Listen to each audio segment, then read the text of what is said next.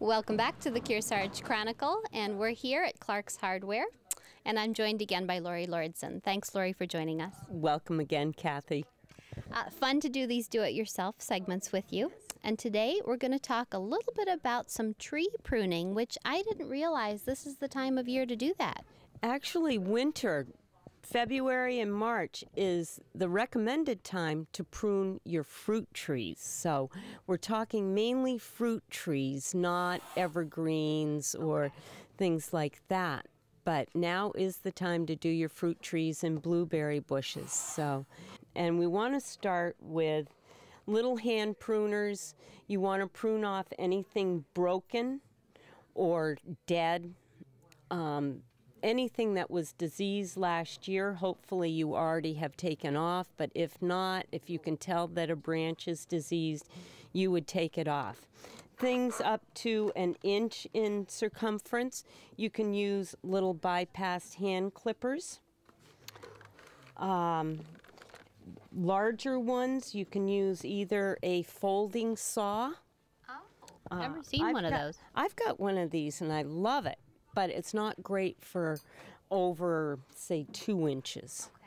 Okay. For things over 2 inches that are within reach for me standing on the ground, I love this little bow saw. I finally bought myself one a couple of years ago, and I can do a 4-inch diameter Christmas tree trunk with this in no time flat. And it helps when they're sharp, of course. I should have mentioned that you should not start pruning without leather gloves of some sort on.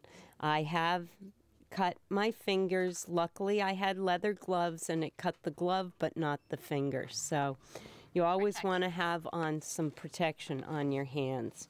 Now, Lori, what if it's late March and you're wondering, is it too late to prune my fruit trees? It's not too late. And this year, if we keep having snowstorms the way we've had, you might not be able to get out there until the end of March or early April.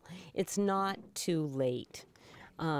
You could prune them when they're in full bloom, but it's not the best time. It's hard to see what you're doing once the trees have leafed out. You want them as soon as they start growing in the spring to start putting out good growth, and that will happen if you prune before they start growing. So we do it when they're dormant. For taller trees, older trees, you need to reach up high. And getting on a step ladder or a ladder is awkward and not always safe. These pruning saws on an extendable pole will reach up 14 feet. So you should be able to do it with one of these, most trees. And you always cut just above an outward-facing bud.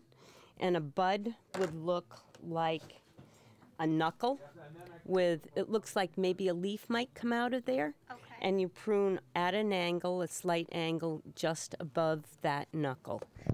Just above the knuckle closest to the trunk, or? Well, it depends on how much you're taking off. Okay. If you need to take off a lot of the branch, yes. But normally you would only prune 1/3 of the tree. Okay. And mostly out near the tips, but some branches you might want to take out totally if they're too crowded or crossing one another. Okay. When you're done with your pruning, then it's time to spray with a dormant oil spray. Dormant oil sprays act as a fungicide and an insecticide. The oil will smother eggs from bad bugs left behind from the year before and keep them from hatching. And the fungicide helps kill the disease spores that might have overwintered. So for that, you're going to need a sprayer. And this type of sprayer, you mix according to the directions, never more, never less than what the directions say, into your sprayer and spray the whole tree, the trunk, all the branches as much as you can. And you should have a good healthy tree come spring. Then the very last thing, and you can do this even when there's snow on the ground, you can put down a well-balanced fertilizer for them. And the snow, melting snow, actually this will help melt the snow too. The melting snow will help dissolve it and make it available to the tree roots when the ground thaws. I usually wait until the snow is melted to do it and the roots have thawed out and are actively sucking things up.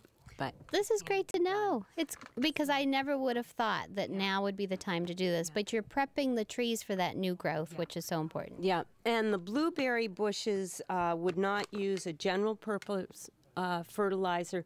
They would use an acidic formula like Hollytone because they like a more acid soil.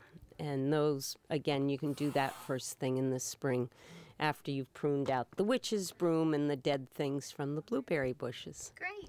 Thanks so much, Lori. Thank you. Get on out there and prune those fruit trees and blueberry bushes. Yeah. Okay. We'll be back with Lori next weekend.